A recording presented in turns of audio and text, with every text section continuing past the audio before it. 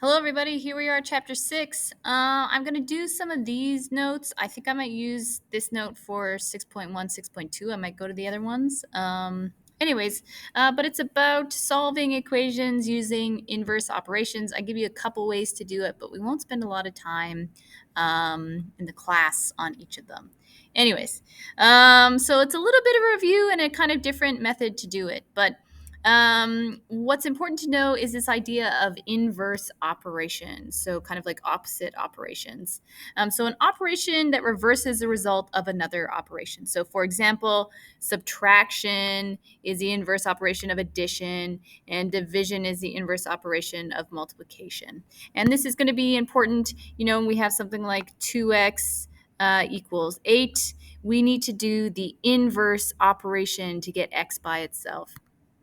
It's currently being multiplied by 2, but we would want to divide it by 2. We need to do the inverse operation to kind of cancel it out. But remember, what we do to one side of our equation, we have to do to the other side. This ends up being, 2 over 2 is just 1. So 1x is going to equal 8 divided by 2. So x would equal 4 here. Some other inverse operations, remember to square something. So let's say x squared and the square root of x. Those are inverse operations as well. So let's go on. So just some notes here. When we are given an equation that is missing a part, the variable, we must use inverse operations to solve for that variable. So we kind of have to do like reverse BEDMAS in a way. And this means working backwards. So the textbook gives you a way of solving these. They kind of have you build the equation and then dismantle the equation on the other side. They use this idea, they use this metaphor, and actually I'll scroll down. They use this metaphor. I think it's pretty good. They use a few actually, but this one right here. So you build the equation. This is the metaphor of wrapping a present. Okay, so first you put the present in the box, then you wrap it, then you put a bow on it, and now you have this kind of finished product present right here with a beautiful bow on it. And then you do the inverse when you're unwrapping the gift. You take the bow off, then you unwrap the box, then you take the present out. They also, I think, have a metaphor or comparison up here of changing a tire. So first you put the jack under the bumper, then you loosen the nuts, then you raise the car, remove the nuts, remove the flat tire, then you would put on the spare tire, put the bolts back on, lower the car, tighten the bolts, and take the car down from under the jack. So this is kind of what we're doing. This is at least what they're suggesting. So we will give it a go. So first we start by building the equation. We're going to start with our variable. So we would put the m in the first box. And then what's being done to this m? It's being divided by 4. Then we get something, it's going to look like this. So then this is the next section that we put in this box right here. We have m divided by 4. This is kind of like where the equals happens in our equation. So this is where you think about equals. What you write in this next box is right here. So that's going to equal 1.5. Now here is going to be where the inverse happens. So we had a divided by 4 up here. So now this is going to be a multiplied by 4. To get to this final kind of like, this was what the mystery we were trying to solve this whole time. What m equals, we need to go 1.5 times 4, which is going to be 6. And that would be our answer. You can check it if you'd like by going, okay, does 6 divided by 4 equal 1.5?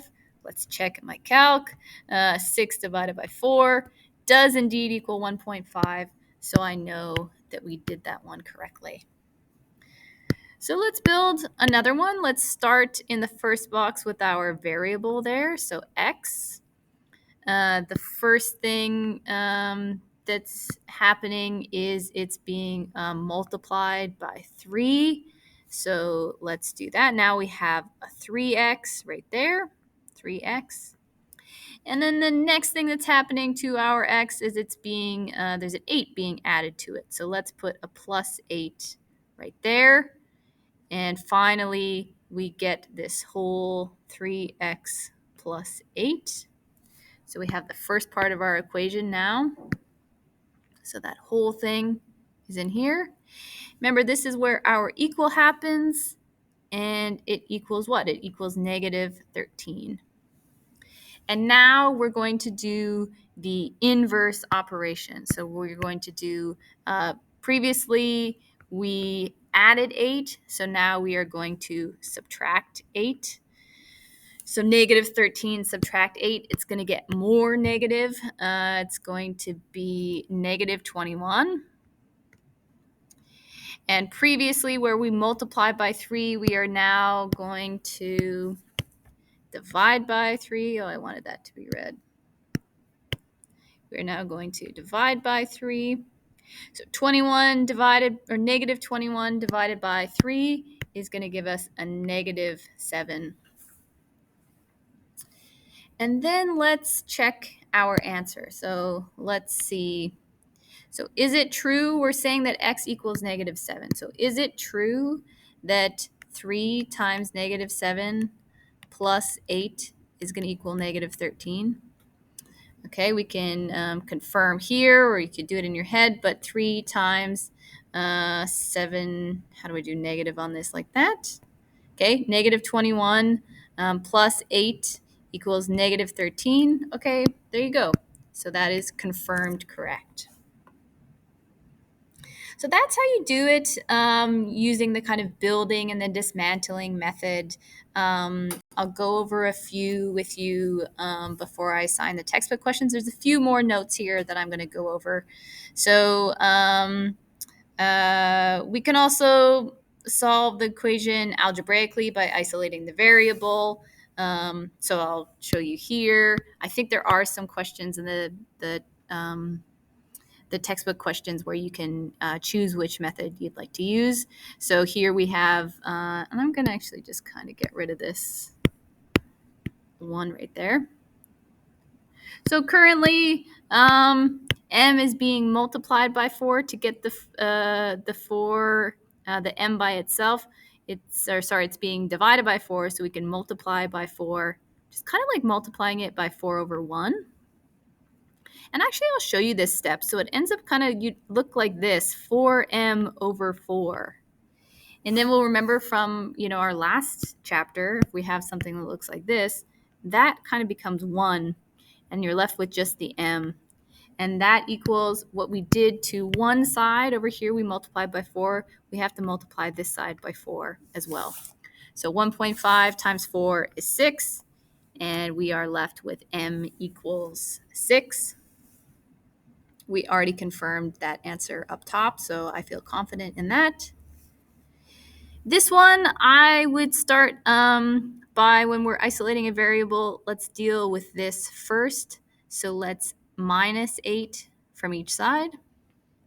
We'd be left with 3x equals, and remember, this is now gone because a positive 8 plus a negative 8 is just going to equal 0. And then negative 13 plus negative 8 is going to equal negative 21. To get the x by itself, it's currently being multiplied by 3, so I'm going to divide it by 3. What I do to one side, I have to do to the other. This is going to be 1 again, and so we're left with x equals negative 21 divided by 3, and that's going to give us negative 7, which I confirmed up here was the correct answer. Actually, let me do that in blue. Negative 7. So you can just do it algebraically. This is a different way to do it. It's up to you.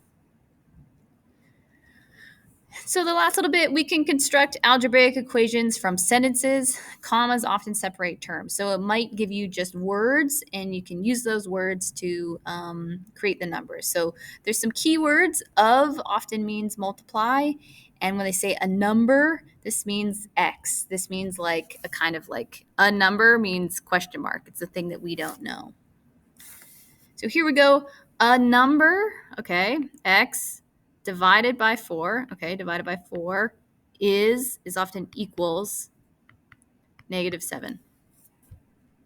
Okay, so now we can solve this. We can do whatever method we'd like. We can try the building method if you'd like. Let's start with the box. Let's put our x inside of it. It's currently being divided by 4, and that would give us x over 4. Then this is our equals part. It's going to equal -7. Sorry, 7. And there we go. Then the inverse operation would be to times by 4. So that number times 4, -7 times 4, is going to equal -28. So that would be our answer for that one. We can check, does -28 divided by 4 equal -7? So 28 and negative divided by 4 equals -7. So that is confirmed correct. Let's try algebraically on the next one. So 3 plus a number, so that's our x, divided by 5, okay, a number divided by 5 that's our equals 6. Okay, so let's, I want to deal with this 3 first. It's currently a positive 3, so let's subtract a 3. Let's subtract 3 from each side. Positive 3 subtract 3 is just going to be 0. So that's done. And we are left with x over 5 equals 6 subtract 3 is 3. Now our x is being divided by 5, so let's multiply by 5. Remember, it's like multiplying by 5 over 1. What we do to one side, we have to do to the other. That's going to cancel that out because remember, we've just kind of made that into a 1. And that leaves us with x equals 3 times 5 is 15. Okay, sweet. Let's see if that's confirmed. So 3 plus 15 divided by 5, oops, that's a 3, equals 6. Equals 6. Okay, so 5, let's do our order of operations. 5, that's going to equal 3 plus 5 divided by 15 plus 3 equals 6. Yeah, that's true. 3 plus 3 does equal 6, so that's confirmed correct. Okay, I'll let you know what textbook questions I want you to do, and I may do a couple more with you in class just to kind of get this like building and dismantling method. It can be a little tough. It's the first time you've seen it. So I'll probably do a few of these questions with you in class, but I'll let you know which ones I want you to do. Thank you so much.